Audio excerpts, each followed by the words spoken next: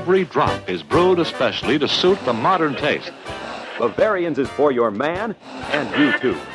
America's fastest growing beer. We like it.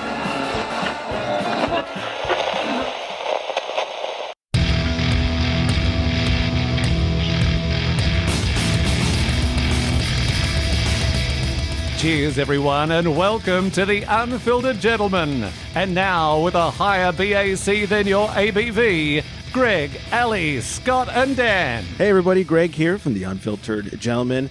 I'm very excited to sit down and talk with a couple of brewers who are making some great beer in Ventura County. Before I introduce them, I want to say that this is the first in-person interview we've done since 2019, and very excited for that. And I also want to make sure everybody out there in Instagram land knows we are not only socially distanced, we have wiped down all microphones, we are outdoors. I don't think we could have handled this any cleaner if we tried to. So with that, I am here at Poseidon Brewing in Ventura, 5777 Olivas Park Drive, Unit Q, if you guys haven't been out here.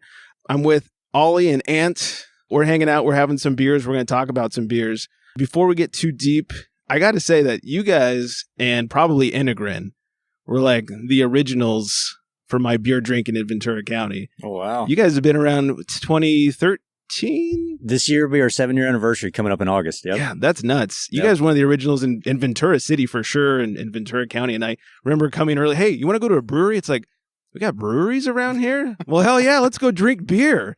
That was before it was cool to know about the beer. So very excited to be finally getting to sit down with you guys. And thanks for helping shaping me as a drinker. It's been very influential. So let's introduce you guys. Olly, tell us a little bit about you and your background before brewing. Yeah, Greg, thanks for having us. First off, man, Absolutely. I'm really looking forward to it. I didn't know what an honor, man. Like first time in Win, like over a year and a half or so. But yeah, I'm a little rusty on these things, so let's get in with it. So I feel you. Like I said earlier, I feel like I left my butt at home. It's just it should be catching up here in a little bit.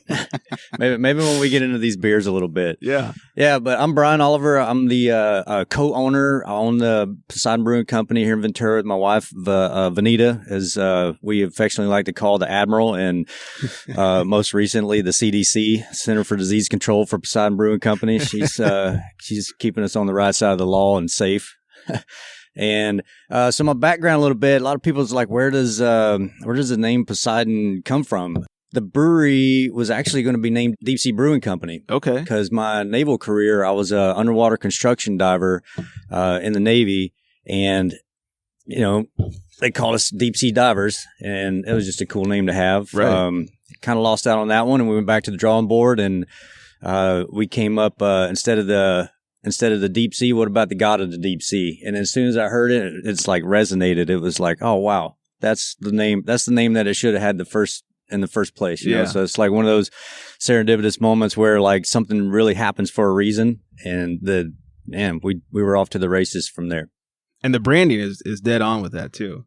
Yes, the branding, I will not take any claim to that at all. This is all new branding actually within the last couple of years. We went through a whole rebranding. We had a basic logo. This one really picks up a lot more of the elements and the color. Vanita worked with a company up in Oregon, Blind Tiger. Okay. And Blind Tiger has been phenomenal to work with. I mean, literally you just mentioned something and they're sketching it up and they got it to you the next day. That's awesome. Yeah. Phenomenal artist, phenomenal graphics. Super happy to work with him. Let's talk about the guy out here getting sunburnt. The bearded wonder. The bearded wonder, the only one in the sun. Well, Vanita's always joking that she's saving me loads of money in health insurance by keeping me indoors all the time brewing the beer.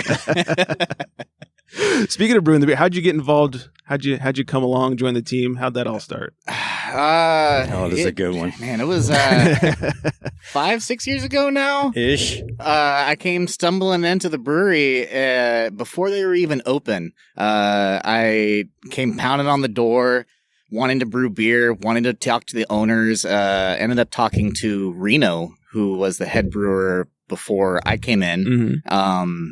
And I never left. I was just pestering, brewing beer. And then Olly comes walking in one day. He's like, who's this guy on the deck? Are we paying him? Well, the rest of this, what he's not telling you is every craft beer attorney out there would tell you that there is no such thing as a volunteer in the brewery legally. So I was like, Reno, I don't know who he is, but you got to get rid of him. Run him off. It's like, but he kept popping up, and it was another one of those moments. I just believe that the things lined up. I was getting out of the Navy, and I had to have a pretty extensive shoulder surgery, and I knew that I wasn't going to be able to sling bags and mix grain and all that stuff. And we're like, he was still around. I'm like, hey, you apparently like this place, man. You want a job? And then he accepted, and here we are years later. He's actually running the brew house now. Yeah. Figured you might as well put him on the payroll. Yeah. Make it official. Yep. That's awesome. So who's designing recipes then? It's a little bit of a collaborative effort. And one of the latest ones is like we got into our first lager last year. Kind of give you an idea how it goes down. It's like hey, we got an idea. Let's brew this type of beer. And it's new to us. So then we like to do our due diligence. So we phone all of our friends and we Google the hell out of the style and then in true form, everybody's like, well, you must do this. Well, no, I don't do that. You can do that. And it was just all over the board. So we're like arguing like an old couple. Like, no, we should do the pitch rate of this. No, we should do like 25 pounds of frickin' Vienna. No, we should do it's like, and after like much deliberation, we kind of like settle in, take all that information and like just bring it down into what we're going to do. It's no one person. Yeah. Yeah, we work on it together. It's a collaborative effort. It's definitely like a Wonder Twins moment where we just come walking in, bump fists, and like, all right, form of brewer. Did we just become best friends right now? Yeah. Well, speaking of, let's try one of these guys in front of us. Where should we start off? Yeah, so we got we're going to do four today. Fifth, depending on how much time we got. But we figured we'd do a good swath of like everything we have to offer. Some real popular ones. And they're all freaking popular to me. Don't get me to choose my own kids, but like we're going to go from like malty to hoppy and citrus all the way to straight fruit. And then we got a new beer with Zamba hops from BSG that we're going to break out here in a little bit too as our second hazy IPA go around. Oh, cool. Yeah. So the first one, kick this thing over to Ant to get her going on Ironclad Irish Red. For those of you that don't know, an ironclad is a big metal ship, not a boat. Last time I called a ship a boat, I got yelled at. So Ironclad is our Irish Red. It's definitely going to be the malt in our lineup. You're going to get a lot of really nice, rich, deep caramelized notes. I get a lot of like bready chocolate, like almost like a chocolate chip cookie. Yeah, real sweet on the nose, a little bit of caramel, and I never even thought of like chocolate chip cookie, but I even get a little bit of that. I was like, oh shit, he's right. When you're here brewing, it's great. When we walk across the street and we walk back over to the brew house again, it's just like, oh, I'm in a bakery right now. It makes you hungry. It's like walking through Costco and they're making cakes. It's the best smelling part of the store. It just never gets old. No, it's so good. You know, I remember back in the day when I'd homebrew at our old apartment and just all the neighbors got to smell whatever I was making. That was fantastic. And it also come help you drink it, huh? Oh no, not those neighbors. But no, this beer, this is really good. It's really easy to drink. Maybe too easy. No, just kidding. It's very caramely and it's just what you're looking for. This is like a good after workout beer. It's great after workout beer. I know it because I've done it several times. It has just all the minerals that you need to recharge after that workout. Got a carb load after that good workout.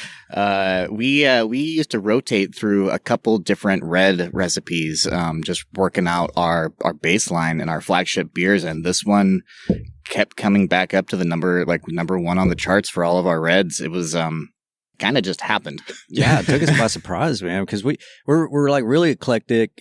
We make over 65 different beers, and 72 now. 72 now. Jeez. Yeah, we've been busy doing some serious R&D and innovating. Never stop innovating. That's my thing. Never stop researching. Yeah, right. And then that's not even counting like Spindrift series alone. There's like, what are we up to that one? 30? That's our single malt, single hop IPA series.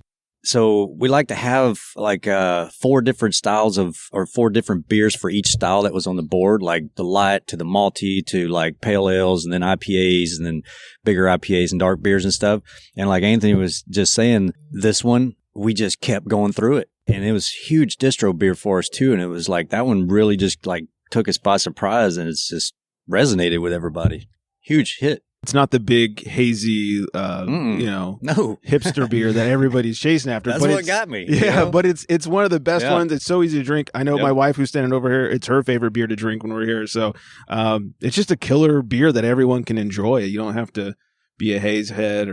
We'll sample through these as we go on. Mm-hmm. Ollie, you sort of touched on it, your day job, if you will, before opening a brewery.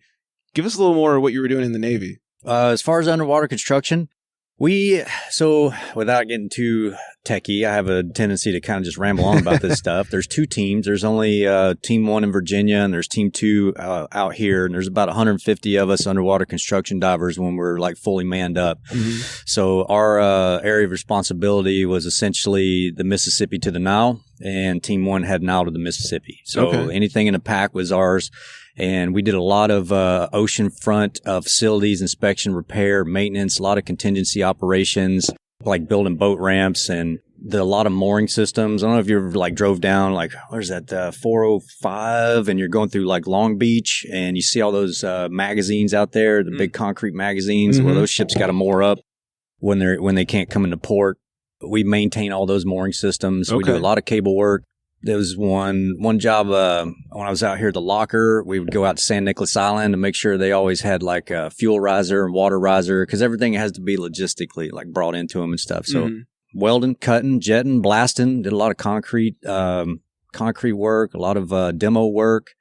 Yeah, you name it. Anything you're doing on the surface, we were doing it underwater. That's insane. I didn't even know. I didn't really realize that was a job until I was reading up on you, stalking you before we came here. So, what about you, Ant? What was your job before volunteering? That's something that Ollie loves to joke about.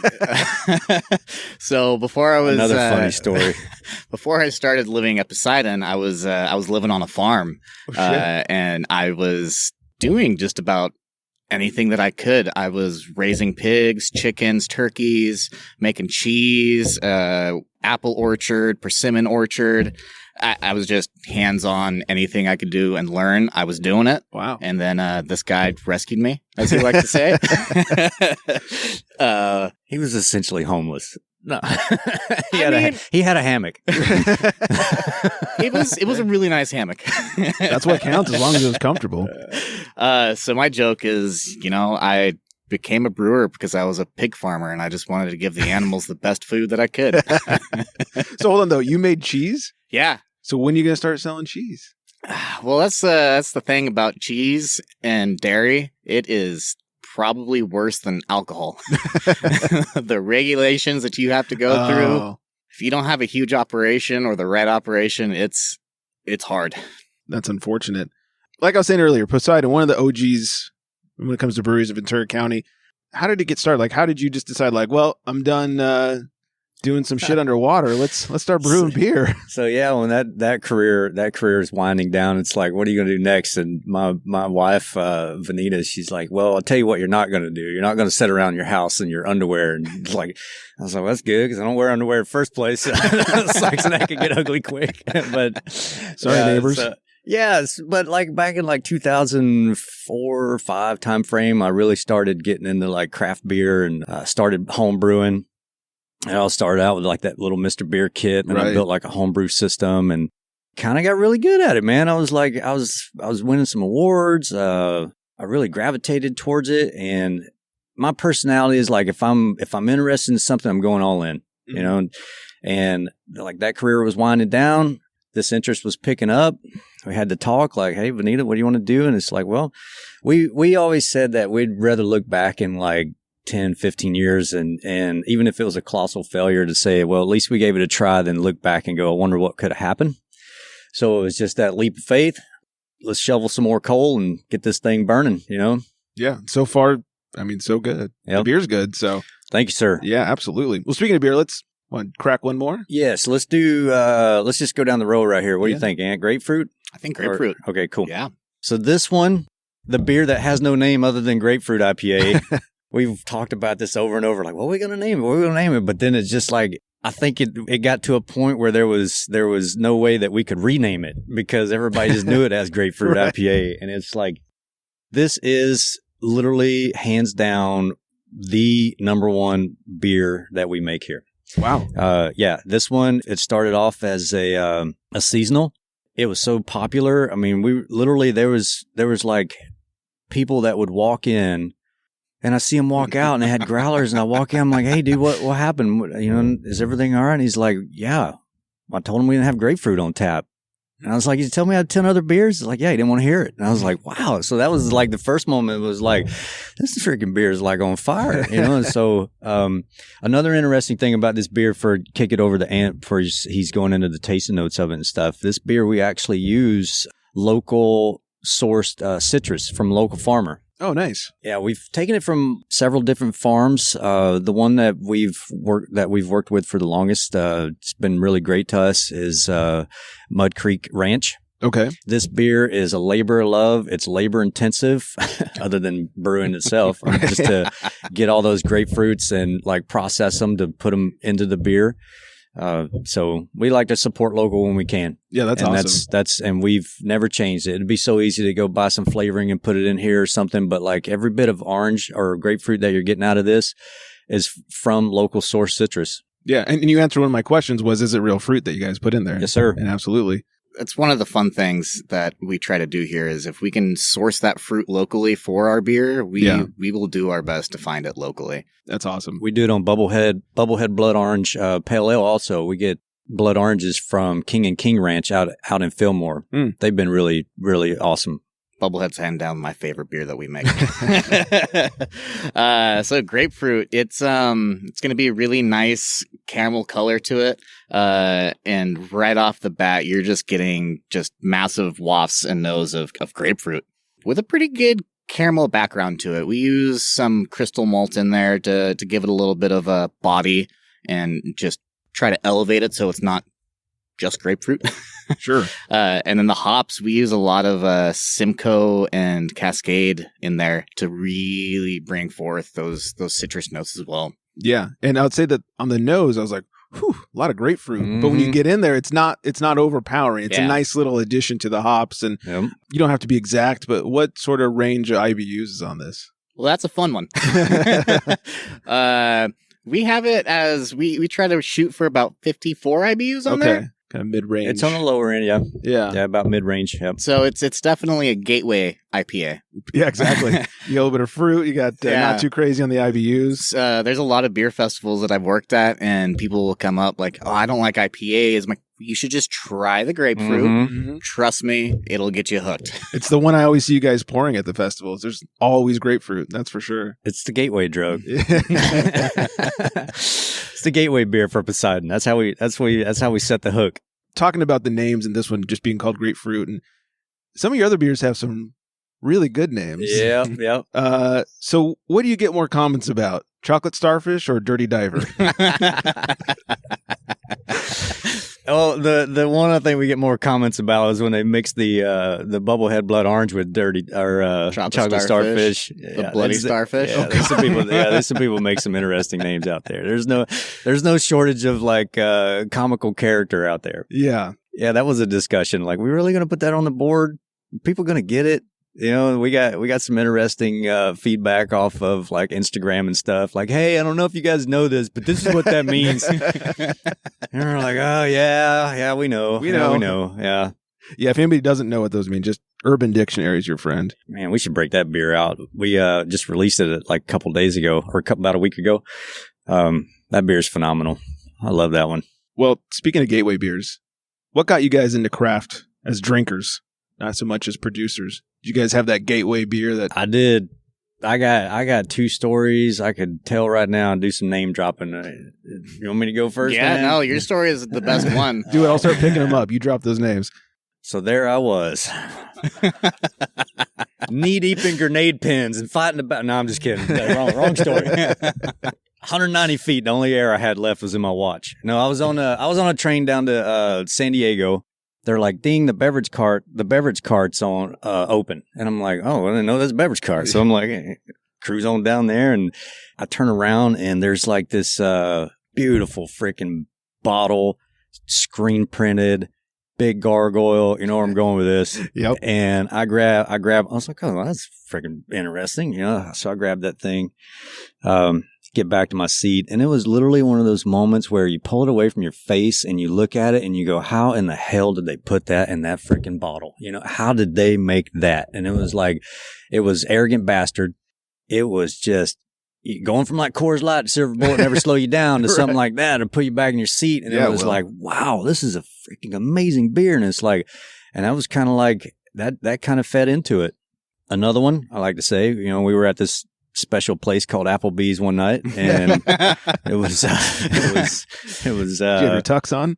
Yeah, I have a tux on, and I ordered my like tall Coors Light at the time. You know, We all did it. it was all about quantity, right? Mm-hmm. Anyway, that's another side joke. People are like, why'd you get in a beard? Well, I got a drinking problem. I only got 2 hands in one mouth. I couldn't get it in quick enough, so I might as well just start a brewery, you know, so I'll never run out. But we're there, and he's like, what do you guys got on tap? And at the time, it didn't even dawn on me, like, tap? What's on tap? You know, it's like, Right. And she's going down the list, and she says Firestone Walker Double Barrel. Oh, yeah. And this guy like loses his Kool-Aid. Like, oh, yeah, that's it. Yeah, I'll take that one right there. Like, just I'll stop. Nothing else matters. And like, this thing shows up. Beautiful, like mahogany, tan head. And I like, so let me have a sip of that, man. I take a sip of it. And I was like, oh, dude, that's a beautiful freaking beer. And I was like, yeah, I'm going to finish this Coors, you know, because I don't like to waste anything. But that's going to be my next one. And those are like the 2 pivotal moments that stuck with me of like what craft beer could be, you know? For me, it was growing up. My best friend, his parents kind of just took me under their wing and helped raise me. And they were huge winos. Nice. Huge winos. So we always joke, you know, go down to the wine cellar, which is just the coat closet in the hallway. And I have a big background in culinary arts. So if I didn't drink, I had a problem. So I can't really say that there was one individual beer or experience that got me into it. It was just, I thrusted myself into this industry with eating food. And then I'm like, well, if I'm eating food and cooking food, what is that food going to get drinking with? Yeah. Wine, beer. I'm like, beer has so many options and it's fun. And then again, you know, I was a pig farmer. So I had to somehow make more food for my animals. So did you avoid the whole cheap beer phase? Did you jump straight into the good stuff? No. I mean, okay. Everyone goes to high school, right? I was going to say, you're talking so fancy. I was like, did you avoid the PBR days? To this day, you could go into my refrigerator and find some Banquet, just a nice reset beer, or on a beach, I'm always drinking some kind of Mexican lager. I mean, when I have tacos, I'll usually have a Pacifico. I'm not gonna lie. That's my guilty pleasure right there. Very nice. Kind of switching around to talk a little bit about the branding. Let's talk about the tap room a little bit. First of all, I love the name of the tap room, Davy Jones Locker. That's pretty good. Thank you. You guys do a great job of hiring good people. Your beer tenders are always phenomenal. You know, they're always good. They always make you feel what they answer any question you have. And this sounds like a commercial at this point. I swear it's not. I wrote this down. So I think that's one thing that helps set you guys apart from other breweries in the area. But from a beer standpoint, what do you guys think sets you apart from other breweries in the area? From a beer standpoint, man, let's just face it, dude. There's a lot of people, a lot of breweries local that are making some phenomenal freaking beers. Yeah. You know, and you got to give that credit. So for me to sit here and say it's going to set us apart or above, I mean, that would be very freaking excellence without arrogance, you know, but like, but I tell you one thing that we strive hard on is we don't stop R&Ding. We don't stop innovating. We keep pushing it. And then like, we never rest on past accomplishments. A lot of these beers you're drinking right now went through like several different like tweaks to get them to exactly to where we want them, you know, because we're such perfectionists when it comes to that stuff. I mean, I tell people like, they're like, you guys never brewed a bad beer. I'm like, I haven't, but if I ever did, you'd still never know about it because I'd put it down the drain before you guys got it. Like when we were talking earlier about how I have that unique responsibility to the public. That's right. of doing the QC checks all the time. Got to check that CO2. Yeah, you know, a little extra added buzz benefit off the side of it, whatnot. But like, Is it carbonated enough? There's a lot of what I call cussing and discussing that goes over these beers and tweaking and whatnot before they go out. And another thing is like we with all the R&D and innovating, I mean, we keep adding on new beers, like new styles or newer like renditions or like over here, Anthony's other title, I don't know if you mentioned it earlier, but is the Supreme Overlord of Firkin Magic. And self-appointed. Does that come with a wand? Yeah. He has made some freaking phenomenal. I mean, he's got like a cult following for those casks now. So we take the base beers and we actually take them to another level of enjoyment. So I think that's just something that we do. And then as far as the thank you for giving the compliment to the team. I mean, they're great people, and it takes heat and pressure to make a diamond. And we're always on top of like not only process improvement for beer, but process improvement for taking care of our guests. I like to call them our guests because when they're here, they're in our house and we want to take care of them. That's awesome. Yeah. Well, and to speak to that little peek behind the curtain, I know you guys did some like secret shop brewery things back in the day. We did a lot of them. We were huge fans of the secret hopper. Yeah. Yep. I'm not supposed to disclose this. I may have been one of them at some point. Oh, were you? I hope I was the nice one. It was always fun to read them. Like, okay, they're talking about this person. They're talking about this person. Like the guy with the big beard. I'm like, oh, well, we know who that that's is. Me. Yeah.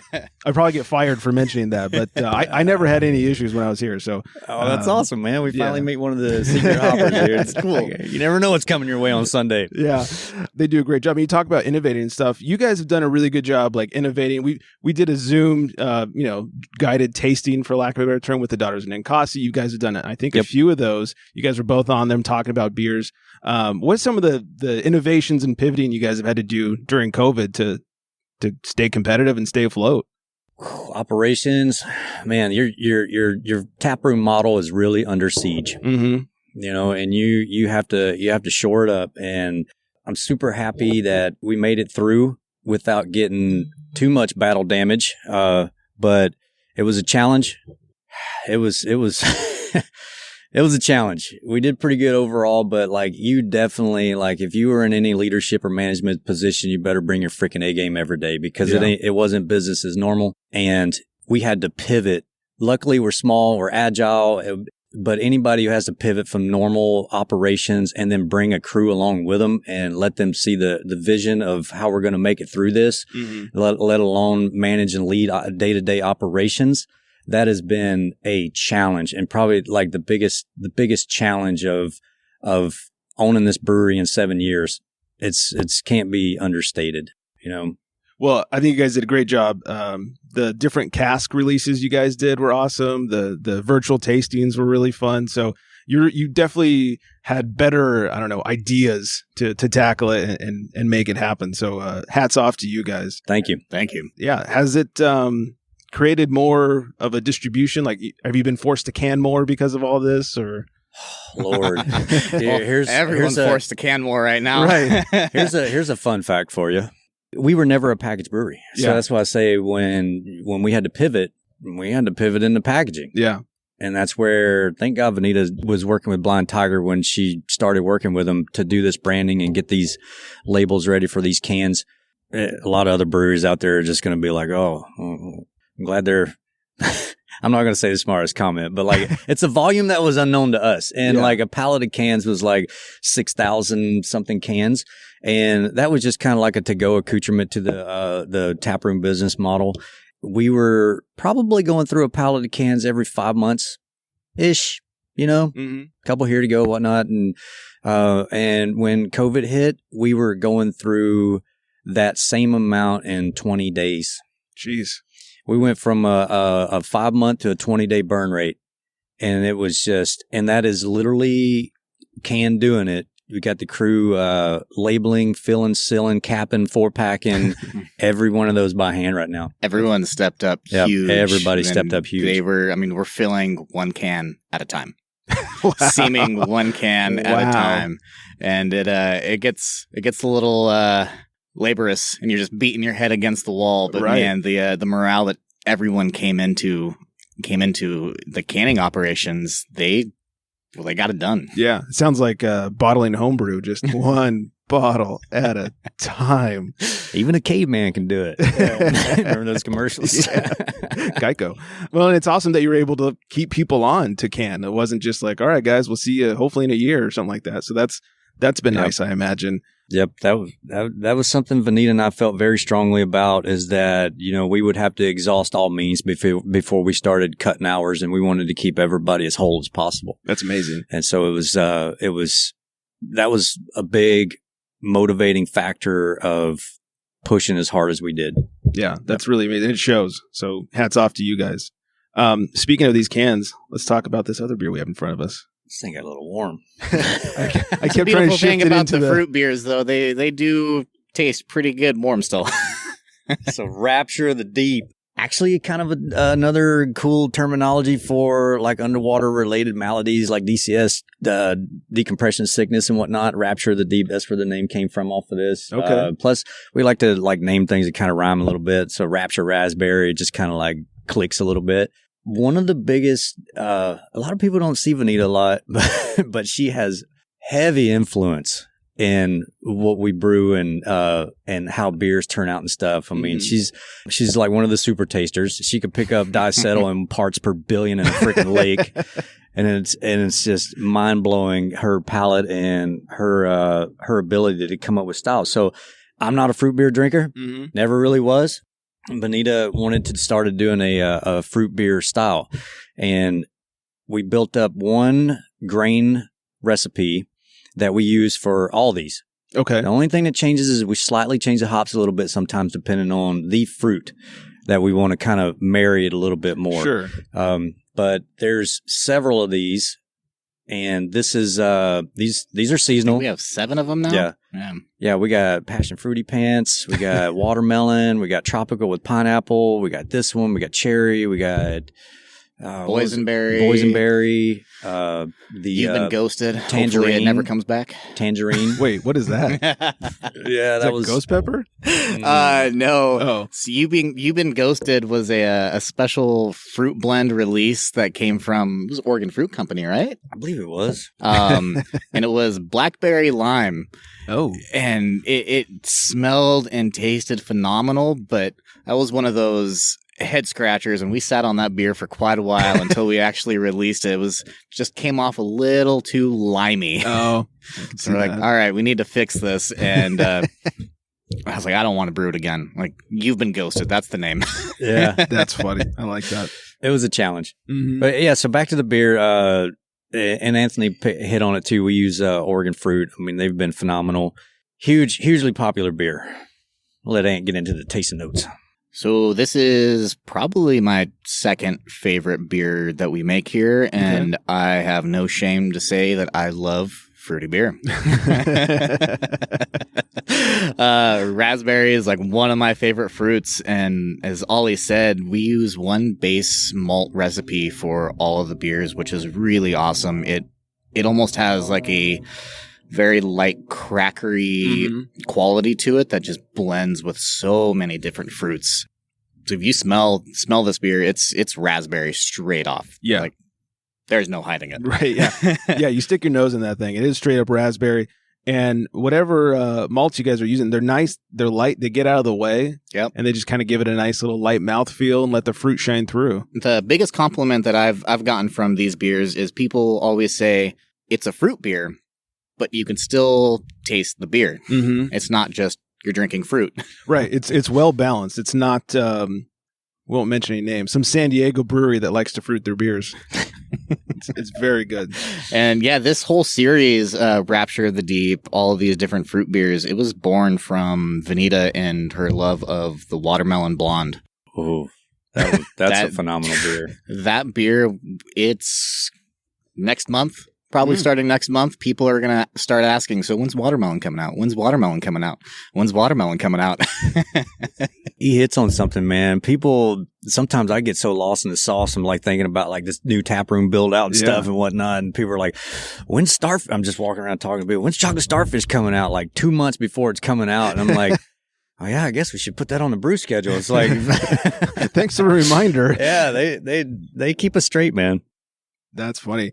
So other than COVID, not COVID related, what have you guys done over the years to kind of stay competitive in the market? I mean, obviously turning out good quality beer is probably number one, but what kind of things, what have you pivoted on? What have you ran away from? That sort of thing. There's multiple beers that, well, let me back up a little bit. So it's a package deal, really. You know, it's an old mechanic buddy of mine told me one time. He's like, suck, squeeze, bang, blow. That's what makes an engine go. You know, it's like, but you can't take away the spark plug and it's going to work. You can't take away the freaking carburetor and it's going to work. It's like, you got to have a package deal. And to use the metaphor of like, you know, leading and management, you know, that team is up front. They're the cylinders. They're firing. You're back there clutching and gearing down or gearing up or whatnot to keep operations moving smooth.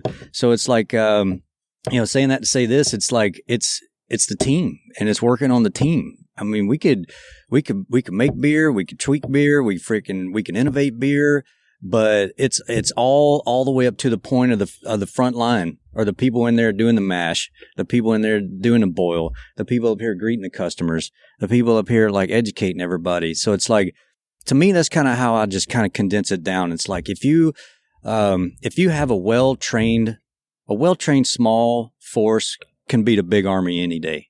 I don't think the opposite's true. So we got a tight crew, we got a small crew, and we work hard consistently on making sure that the crew does what we need them to do for us and them to be successful. Yeah. My favorite metaphor that he somehow missed on, because he used to talk about it all the time. Getting old, man. Is he'd always say that Poseidon, the brewery, is an oyster. And, you know, you have the brewery itself, that's going to be your shell. And then the back of the house, the brew house, that's the meat of the oyster. That's kind of like, well, without beer, you don't have a brewery. Step one. But then the tasting room and the beer servers and that phenomenal crew up there, they are the pearl of the oyster. Like, you can't make beer if you don't sell beer. That is quite accurate. So yeah, it was definitely customer service and bringing people and letting them feel like they're coming into our home and giving the best service that we can with the best beer that we can make. Right. Yeah. Two-parter right there. If you want to, instead of looking like internal, external, also we've done a lot of fundraisers. We believe in giving back. My motto is like, we're not in the community, we are the community. And I think that resonates and that goes a long way with our guests and our customers too. Yeah. I mean, even at the easiest end of that, I've seen you guys at every beer festival that's, you know, for not for profit, that's for some sort of charity. You guys are always there. Like, doesn't matter when or where. I always see you guys there if it's in California. Who does most of the brewing these days? The labor of it. The bearded wonder over here. Yeah, he ran me off. Took him a few years, but he finally did it. He took my job. He has more important things to be doing. Like testing. Exactly. Yeah. Walk us through like a typical brew day for you. Well, I begrudgingly wake up, and I like to say that we are the lazy brewery because we start at 9 a.m. I love that. And not 5 or 4 or 3 like some of these people are. These people are nuts. And one of these days, I'm going to start, night brewing. The kitchen days will never leave me.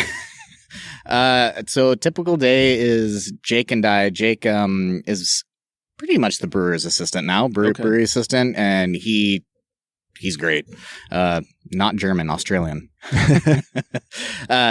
Him and I show up. We get our cup of coffee from Beacon. To the place next door? Yep, place next door. Mm-hmm. They keep us going. Nice. Oh, they're my sanity in the morning. I love Beacon. This is my shout out. Beacon's not paying me for this. But dude, if you guys want a phenomenal coffee, you have to go to Beacon Coffee. They make some amazing roast over there. Nice. We get the whole brew house set up. So the grain, we lay it all out. We double check our numbers, and we're off running probably by 9:20 in the morning. Okay. And it's a pretty typical 7-hour brew day, 7.5, 8 hours. Sometimes those, 9. If nothing goes wrong. Well, I mean, shoot. If you know how to brew, you know how to brew. That's true. You throw the grain in the water. So typical day, we get the brewing done, and we try to squeeze in as much as possible. If we can rack a beer on the same day, we rack a beer. We're always carbonating a beer or getting ready for the week's distribution on the brew day. Do you have a favorite style you like to brew? Not so much drink, but like, is there like, oh, this one's fun because I get to dry hop the shit out of it or something? That's me. That's all him. I'm always like, what does this beer need? I'm like, it needs more hops. No more hops. It needs more hops. It needs more hops. There's the shortage of hops, always. When we were trying to brew a lager for the first time, he wanted to brew a Pilsner, which is the IPA of lagers. I got shot down. Favorite style, I would say it's probably going to be the fruit beers. Okay. Adding in the fruit to figuring it out. Do we put it into the boil? Do we throw the fruit into secondary? Do we layer with multiple doses? Do we let it sit for longer than normal and almost like cellar the beer? Mm-hmm. That one's been really fun. Nice. My favorite, I love hops, man. I do. But I think my favorite beer to brew would be barley wine. Okay. Because it is taxing. And it's not that easy. I mean, you're like maxing out your equipment. You're maxing out your mash tun is small. Yeah, you're pushing everything to another limit, and you're not cutting anything with dextrose. I mean, that beer has to be balanced right, and it has to be like big and in your face. And then the trick to that is like make it where it's not. It's like it's. I'm always up for the challenge when brewing the barley wine. And when we brew our bullet holes and duct tape barley wine, man, it's like, we should just name it Brian's barley wine. But I love that beer, man. I'm a huge Bigfoot fan. But so I had to have like one in the lineup, one of our like big heavy beers. We should be releasing that one in a couple of weeks. Hopefully. Yeah. Get ready, summer. Here it comes. Sign me up for that one. All right. So before we do these rapid fires, let's talk about this last one that just got placed in front of us. After a million requests on when you guys brewing a hazy, when you guys brewing a hazy, when you guys brewing a hazy, it's like, okay, I guess we better brew a hazy. I'm getting the point here. And this is literally our second one. And this is we're still working on the haze a little bit. Yeah, well, I think I know what happened, but as far as like hitting the nose and the mouthfeel and the juicy quality of it, it's not as hazy. It's not a glass of fruity gravy, as I like to call it. It's a very, very sessionable, like hazy. And we take the IBUs on these and we bump them up a little bit. Okay. That's one of the things that I was just always kind of, you got this real powerful nose and you got a good couple sips and then it just kind of goes like flat after like 2 or 3 to me on a lot of the hazies I've tried. And I was like, I want this thing to like last through the whole glass. And we bump them up. We call them like West Coast hazies. They're a little bit higher on the IBUs than normal. And the hops from this one is Zamba. I think I mentioned that earlier. It's a proprietary blend. They won't tell me what it is. BSG, if you're listening, I need to know. And you want to hit the flavor notes on this? I kind of want to hear what you have to say about it. Well, yeah. It's interesting on the nose. It doesn't smell like a hazy, like a typical hazy. I get a little more caramel on the nose than I do out of most hazies. Because I go through moments of like, oh yeah, it's definitely juicy. It's hazy. And it's kind of an IPA. I'm like, okay, I'm going back to Ironclad. Yeah, I definitely get a lot of juice up front. It gets some citrus. I'm picking out maybe just a hint of pineapple, something that kind of makes your tongue go. Yeah, a lot of tropical notes in there. A little candy note. Mm-hmm. Like when we first put the dry hop in, the candy was just rolling off of it. And I was like, holy moly, what do we just make a big Jolly Rancher or something? And it's like that kind of leveled out, and a lot of the tropical fruit notes, the citrus started coming into the blend. Yeah. This thing, we did 33 pounds in a 7-barrel batch. Shit. Of hops. That's a lot of hops. Yes. It was painful. Talk about volume loss. It was the first time that I've seen Olly actually like, we should probably use less hops. Nonsense. But yeah, the the bitterness, the little bit of extra bitter that comes through really helps clean it up, dries it out a little bit, which leaves you wanting more. It doesn't just leave this, like you said, gravy sitting on your tongue. So it's very nice, very pleasant. What's ABV on this? Because it drinks very sessionable. Yeah, this one came in about 7. All of our IPAs, we kind of stay in the wheelhouse about 7.72. Okay.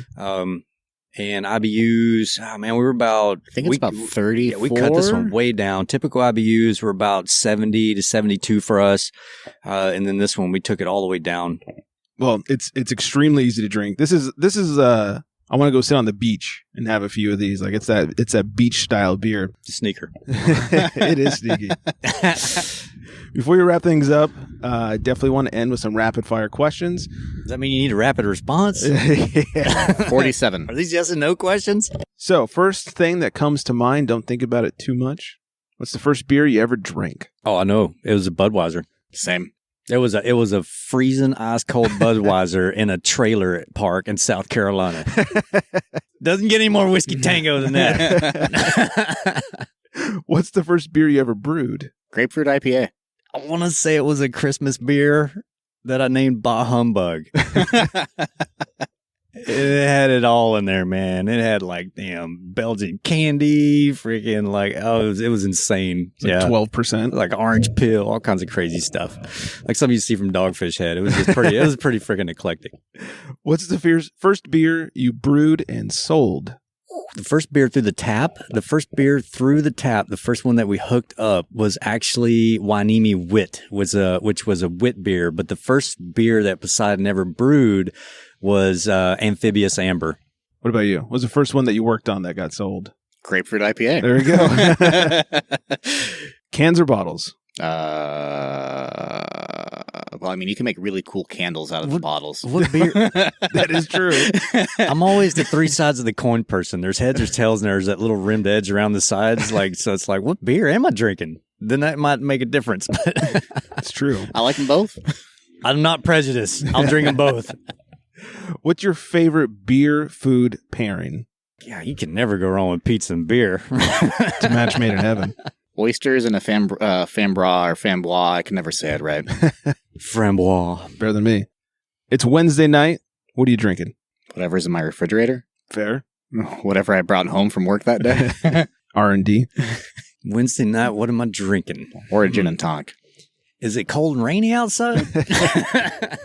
Can I get a weather forecast on this one? Because that might drive my decision-making process.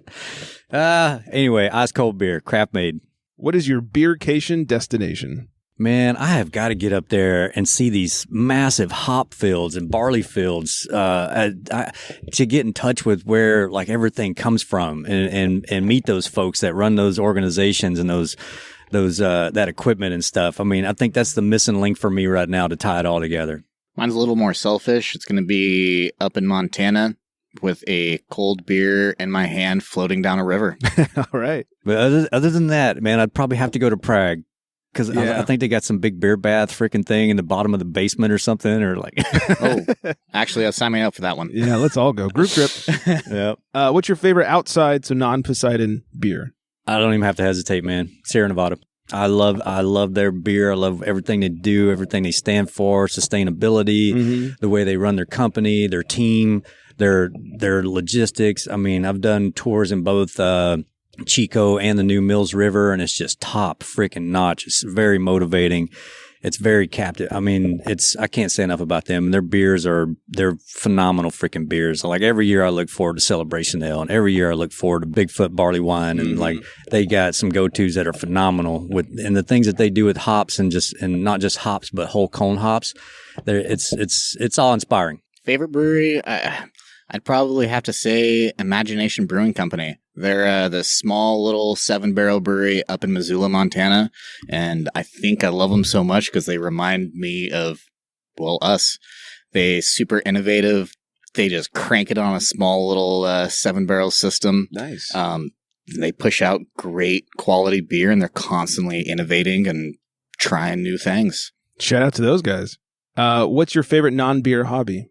Brazilian Jiu-Jitsu, which is very hard to do during a pandemic. It's a little close quarters. I'm all over the place again. Like play my guitar, Not that I know how to do it, but I like to make noise with it. Running, exercise. I think it's a package deal. Also, man, you got to be physically and mentally like fit, especially now in today's age. That's very important. Mm-hmm. So I don't really look at it as like a chore, but it is kind of a hobby, like working out, like running. If I had a bunch of money in the bank, I would have all the old cars I used to have, 66 Galaxy 500, nice. a 47 Plymouth. I would have I always joked that I always wanted like a 1-bedroom shack with a 12-car garage attached to it. So I guess when you condense it down, man, I'm a motorhead at heart. Yeah. I got like an old 70 pickup truck, and I still got like a damn 78 Husqvarna WR250 that my parents bought me when I was in 8th grade. It's like, I don't get rid of anything. But I just love anything and everything about automotive stuff. Yeah. Nice. What's your favorite guilty pleasure beer? Something you may not tell people that you drink. Oh, I tell everybody what I drink. That's my favorite part. They think I go home and only drink craft beer. I'm like, Tecate. Guilty pleasure beer. Oh man. Where do you come up with these questions, man? I think half of them she came up with. For me, it's kind of like you're asking a professional cook. Whoa, you go home and like you cook anything you want, right? Like, no, I eat top ramen when I'm at home. Pick up some drive-through. Yeah. I can't pick one, but I'll tell you this. It takes a lot of damn cold beer to make good wine, and it takes a lot of wine to make cold beer.